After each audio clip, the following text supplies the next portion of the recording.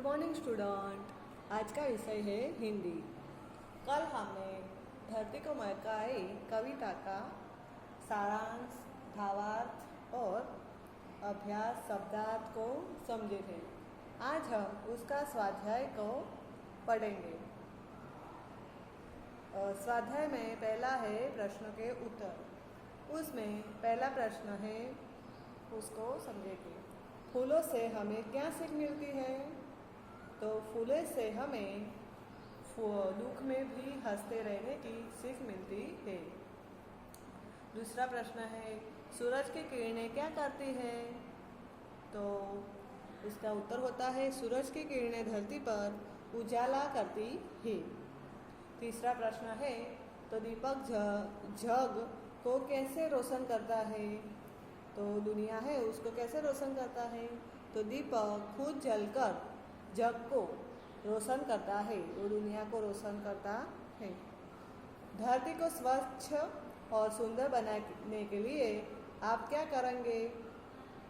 तो धरती को स्वच्छ और सुंदर बनाने के लिए मैं अच्छे और सच्चे काम करूँगा।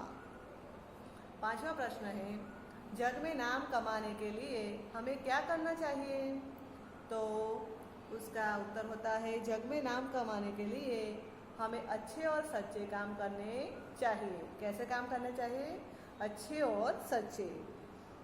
अब जो शब्द दिए गए हैं उसके बारे में दूसरे शब्द सोच के हमको लिखने हैं। तो जो फूल है, फूल शब्द है, उसका संबंधी कौन सा शब्द आते हैं? तो फूल का ताजगी, फूल ताजगी देता है, तो ताजगी आएगा पहला शब्द।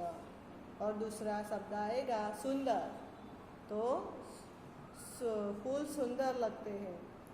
और तीसरा आएगा सुगंध, तो फूल सुगंध देता है ना, इसलिए सुगंध आएगा। खुशी, तो फूल के बारे में खुशी होते हैं। फूल कोमलता, कोमल होते, तो फूल कोमल होते हैं, तो उसका होगा कोमलता। अब जो चांद है, चांद का संबंधी कौन सा शब्द आएगा? तो चांदनी आएगा। दूसरा आएगा रोशनी, तो रोशनी देता है। और तीसरा आएगा सुंदरता, तो चांद सुंदर होता है ना, इसलिए सुंदरता आएगा। और चौथा आएगा कला, तो चांद कला है। धरती शब्द है, उसके संबंधित कौन से आएंगे? तो धरती माता है, तो माता आएगा। हरियाली, तो धरती हरियाली देती है। क्षमा, धरती क्षमा। और चौथा आएगा फसल, धरती से संबंधी है फसल उगती है ना धरती पर, तो इसलिए। अब चौथा शब्द है वृक्ष, उसके संबंधित कौन से आएंगे? तो छाया, वृक्ष छाया देता है। बारिश, तो बारिश के लिए वृक्ष जरूरी है। अब आएगा फल, तो फल वृक्ष फल देता है। फूल, तो वृक्ष फूल भी देता है। अब जो शब्द है उसको पढ़कर उसके समान कौन से शब्द आएंगे उसके बारे में पढ़ेंगे। तो उदाहरण है उसमें मानवीय, तो मानवीय का क्या होता है शब्द? उसका समान शब्द मानवता। दूसरा होता है महानता, और तीसरा होता है सज्जता, और चौथा है समानता। अब दूसरा शब्द है लंबाई, तो उसका होता है दूसरा चौड़ाई, लंबाई, चौड़ाई, गहराई, पढ़ाई, लिखाई, ये सब समान शब्द है। अब चाचा है, उसका क्या आएगा? चाचा, दादा, नाना, मामा, बेटा, ये सब समान शब्द है। अब वचन परिवर्तन करना है। उसके लिए एक शब्द है लड़का, तो उसका वचन परिवर्तन क्या होता?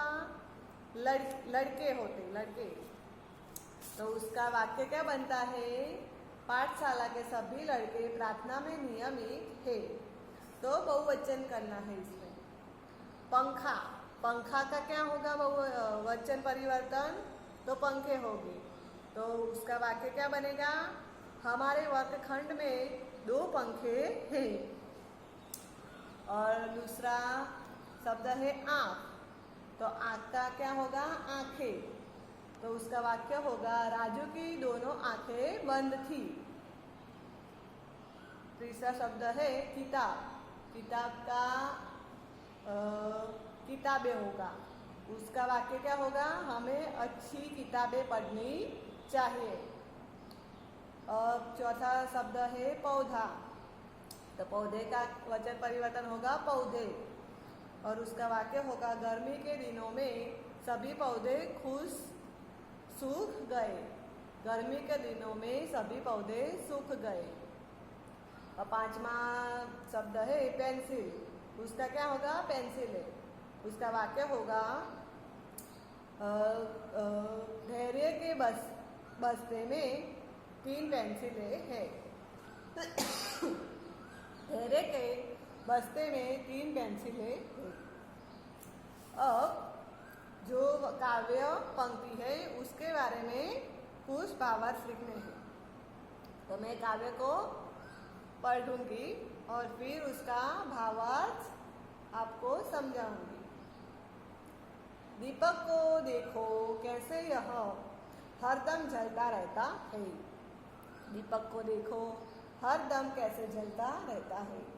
अपना अंतर जलाकर रोशन जग को करता है। आओ हम भी इंसान बनकर जग में अपना नाम कमाए, अच्छे सच्चे काम करें और सारी धरती को महकाए। उसका भावार्थ होता है दीपक स्वयं जलकर हमें प्रकाश देता है। हम भी दीपक की तरह स्वयं कष्ट सहे और दुखी लोगों का दुख दूर कर उन्हें खुश बनाए और सुखी बनाए। हम भी सच्चे इंसान बनकर दुनिया में अपना नाम रोशन करें। हम अच्छे और सच्चे काम कर धरती की शोभा बढ़ाएं। हम अच्छे काम करें और इस धरती की शोभा को बढ़ाने चाहिए और दूसरे की मदद करनी चाहिए। और दीपक भी जलकर कड़ी मेहनत कर हमको रोशन करता है। ऐसे ही हम भी इतनी मेहनत कर दूसरे की मदद करके हम भी रोशन हो जाए। आज इतना ही। कल हम परीक्षा लक्ष्य विशेष प्रश्नों का उत्तर देंगे और आप उसका ये सबका प्रश्नों के उत्तर का मनन करें। Thank you.